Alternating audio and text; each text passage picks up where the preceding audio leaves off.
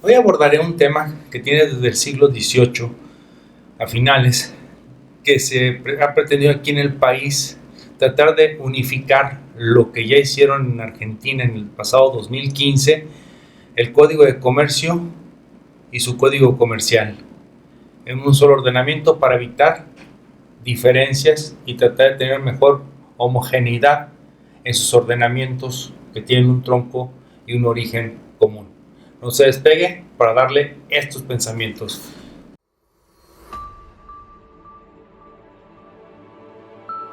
Comenzando con su programa Consejero Empresarial, en esta ocasión abordaré, como lo dije en la introducción, un tema a discusión, pero ya hay varios países que lo tienen ya bien definido por muchos años, pero recientemente Colombia está en discusión de hacerlo.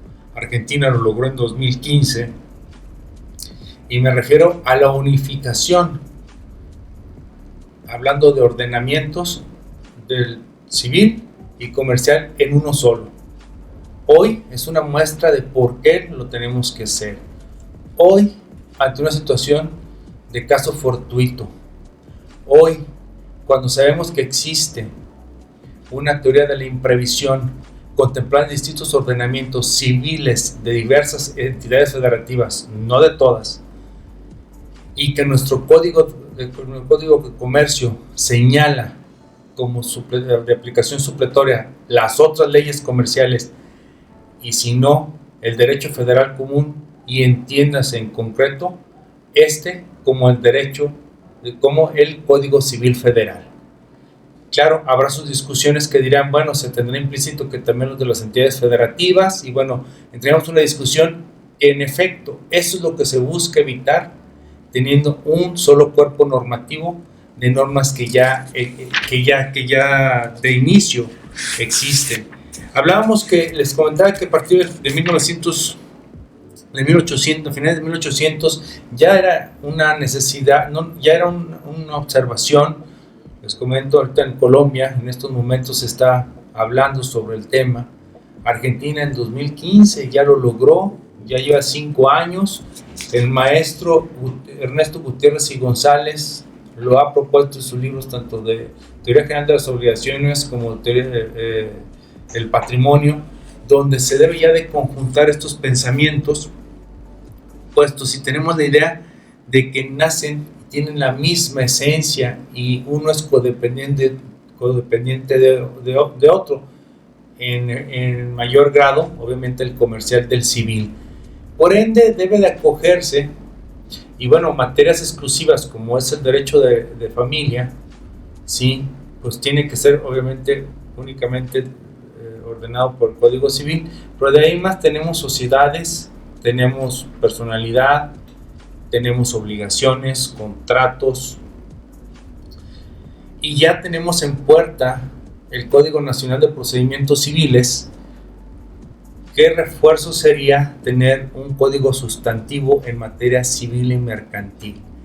Para esto se han propuesto diversas formas ante las discusiones que pudiesen existir, porque hablan de se habla ya jurisprudencialmente, es muy patente la diferenciación, y quienes son mercantilistas defienden su causa diciendo que es característico y tiene sus propias cualidades fuera del orden de lo civil, y lo civil tiene que dar reserva de carencia que tuviera aquel.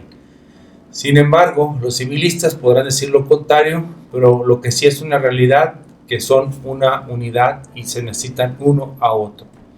Pudiéramos decir, pues todas las ramas del derecho se necesitan unas a otro. Claro, eso es una realidad. Sin embargo, estas dos ramas realmente están muy estrechas, muy relacionadas y muy similares. Tenemos que de repente señalar que el contrato traslativo temporal de dominio de un bien para que se regrese por otro de la misma especie y cualidad, que en materia civil le llamamos mutuo y en materia mercantil le llamamos préstamo. Desde ahí dices, bueno, para decirlo técnicamente, si es entre comerciantes o una parte es comerciante, tenemos que hacer esa diferenciación subjetiva. u objetiva si lo realiza habitualmente. Es préstamo mercantil. No cometas el error de llamarle mutuo, porque eso nomás es entre civiles, pero le llamas mutuo, ¿sí? Pero resulta que una de las partes es comerciante y no lo sabías. Eso fue a título personal, pero dentro de sus afectaciones patrimoniales en su actividad fue donde tomó el dinero y lo aplicó. Entonces, por ende, al final puede terminar el mercantil. Entonces, este tema es de suma importancia tratar de unificarlo más por la cuestión, insisto, de la comunión que existe en muchas materias, en muchos puntos. Lo hablo sin ser civilista ni mercantilista, sino simplemente alguien que le gusta entender la teoría del derecho y la teoría de las obligaciones, sobre todo un enamorado de los contratos. Entonces, enamorado se escuchó medio raro, un apasionado de los contratos, ¿sí? Y máximo cuando son los mercantiles, que obviamente son los de mayor usanza en el día a día, y que tener que hacer adaptaciones como meter una cláusula para tratar de contemplar la imprevisión como la que vimos el día de hoy, puesto que a sabiendas de que no tenemos en nuestro Código Civil Federal, que es lo que aplica supletoriamente después de las otras leyes mercantiles al Código de Comercio, pues para no andar en interpretaciones de que si hay una afectación, pero bueno, los códigos civiles locales pueden cubrirlo, cuestión que no sucedió. Voy a hacer un paréntesis histórico. En el año 1998, cuando se sienta la contradicción de tesis para reconocer al anatocismo, ¿sí?, como una figura legal en el derecho mexicano, con 2 votos en contra de los ministros de la Suprema Corte, entre ellos Juventino Víctor Castro y Castro, quien escribió un libro que se llama El anatocismo, la gran injusticia en México, por editorial Porrúa. Ahí fue muy patente al señalar que existen códigos civiles estatales que contemplan el principio de imprevisibilidad o la teoría de la imprevisión, pero pues, no están en otros ordenamientos. Disculpen, es que esto es mercantil y el mercantil me remite al civil federal, y el civil federal pues no lo tiene. Entonces, y hoy, con lo que estamos viendo como es una desgracia nacional, pues ya buscamos a una nueva reflexión donde decimos, bueno, es que si al fin y al cabo la esencia de los códigos civiles de los estados lo sumamos con el pensamiento del federal, pues bueno, hay cabida. Bueno, ¿por qué en aquel 98 no? Y son las discusiones que se pretende buscar si se creara llevar a cabo una unificación del derecho civil con el mercantil. De una manera muy sencilla, obviamente, pues hay que hacerlo a sugerencia del texto de Ernesto Gutiérrez y González. Muy sencillo: primero, generar juntas de coordinación en las entidades federativas para preparar estos proyectos como deberían de ser. Después, llevar a cabo una comisión nacional para la integración de todo este proyecto, y posteriormente una comisión permanente para estar evolucionándolo, ¿sí?, y estar actualizándolo con los quehaceres. Hay figuras ya obsoletas, hay figuras necesarias que no están reguladas, pues es el momento que lo deberíamos de hacer.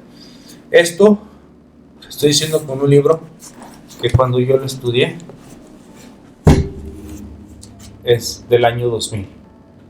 Y hoy estamos discutiendo ese tema hasta con derechos humanos, de hablar que lo que está sucediendo, que fue una causa exógena entre las partes contratantes, lo que hace que incumpla una de estas, encontrarse con la inseguridad y la imprecisión de decir, ¿qué hago?